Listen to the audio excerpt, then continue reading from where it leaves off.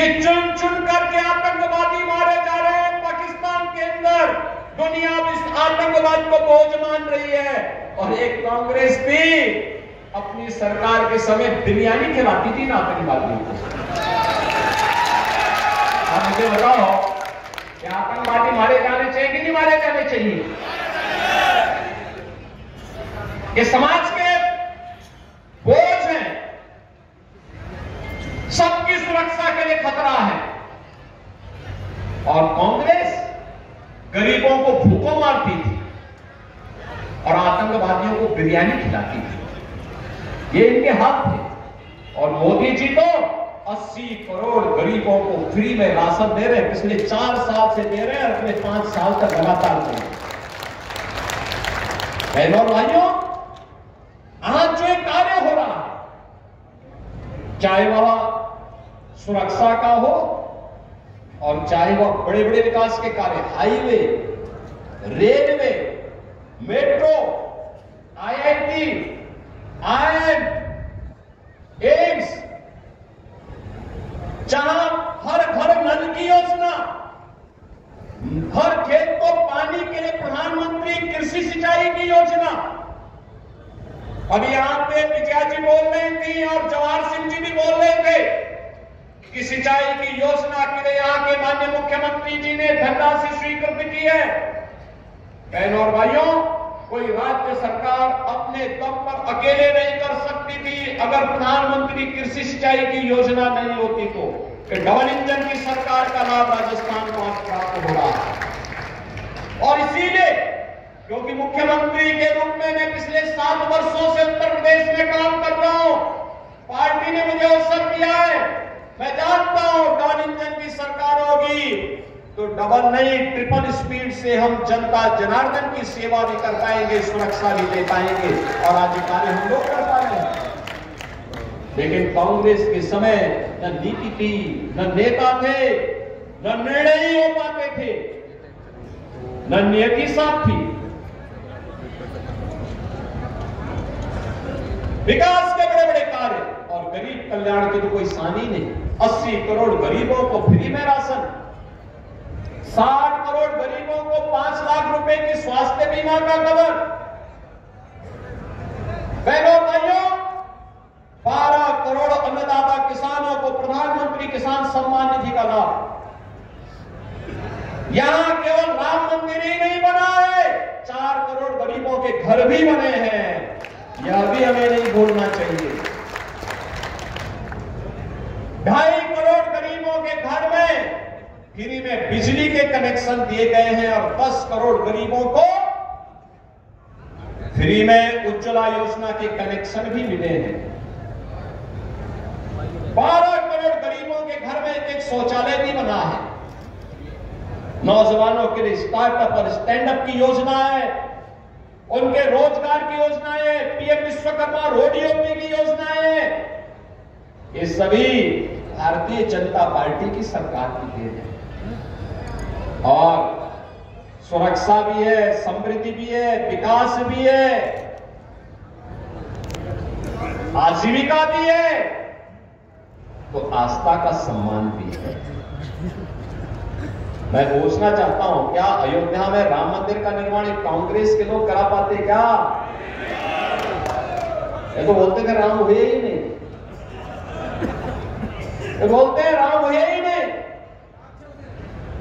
भगवान कृष्ण के बारे में भी अब मुझे बताओ, भरतपुर के लोग यहां पे हैं, ब्रिजमंडल का भाग है, बगल में मथुरा है, वृंदावन है, बरसाना है, गोकुल है, नंदगांव है, गोवर्धन है, ये कहते हैं कृष्ण हुए ही नहीं।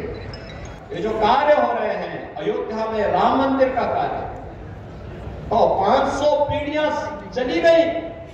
हमारी पीढ़ी कितनी सौभाग्यशाली है कि आज मोदी जी के नेतृत्व में, उनके सानिध्य में एक नए भारत का हम दर्शन कर पा रहे। जो काम हुए हैं, याद रखना, मोदी जी हमारे नेता हैं, मोदी जी को श्रेय मिलना चाहिए, लेकिन उससे ज्यादा श्रेय आपको मिलता है, क्योंकि आपके वोट ने इस देश की तस्वीर और तस्वीर को बदला।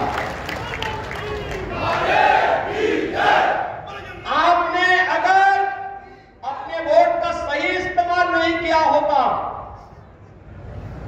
वही सड़ी गली व्यवस्था को ले चलने वाली कांग्रेस को ही समर्थन किया होता तो क्या होता? कुछ भी नहीं होता। न सुरक्षा मिलती, न विकास होता, न गरीब कल्याण होता, न अयोध्या में राम मंदिर ही बन पाता। नहीं बनने ही नहीं देते कांग्रेस के लोग, चाहते ही नहीं कि समस्या का समाधान हो। कांग्रेस अपने आप में समस्या है, अपने आप में समस्या है। और इसलिए बहनों भाइयों, मैं आया हूं आप सबसे अपील करने के लिए, आपका एक वोट अयोध्या में राम मंदिर का निर्माण भी करता है, आपका इंफ्रास्ट्रक्चर भी बेहतर करता है, आपको सुरक्षा भी प्रदान करता है, देश की सीमाओं को सुरक्षा भी प्रदान करता है। आपने मोदी जी के पहले किसी प्रधानमंत्री को बॉर्डर क्षेत्र में सैनिकों के साथ दीपावली मनाते हुए देखा है क्या? होली मनाते हुए देखा है क्या? कोरोना में जब हर व्यक्ति अपने आप को बचाने का प्रयास कर रहा था, एक कांग्रेस के लोग, अन्य दलों के लोग गायब थे, तब मोदी जी एक एक राज्य में जाकर के लोगों के हित के लिए काम कर रहे थे, अपनी परवाह के बगैर। दुनिया के अंदर 2 वैक्सीन देने वाला भारत है, दुनिया के सबसे बेहतरीन वैक्सीन भारत ने दिए हैं मोदी जी के नेतृत्व में। अगर मोदी जी के द्वारा वैक्सीन उस समय नहीं दी गई होती तो बहनों और भाइयों, क्या 140 करोड़ के भारत को हम बचा पाते? कोरोना जैसी महामारी से बचा पाता भारत को भी? तो यह चुनाव हमारे लिए मोदी जी के प्रति कृतज्ञता ज्ञापित करने का भी अवसर है, और इसीलिए हम लोग आए हैं आज भरतपुर में। मुगल सेनाओं को महाराजा सूरजमल ने भूसा भरने का काम किया था उनके किले में, कहा था तुम यही खाओ। भारत को लौटने का सपना देख रहे थे वे लोग, उनकी औकात महाराजा सूरजमल ने दिखाई थी। और ये चुनाव है, देश के साथ गद्दारी करने वाले, देश की सुरक्षा के हितों के साथ खिलवाड़ करने वाले, गरीबों के हितों में डकैती डालने वाले, भारत की आस्था के साथ खिलवाड़ करने वाले इन कांग्रेसियों को भी अब उनका सही जगह दिखाने की आवश्यकता है।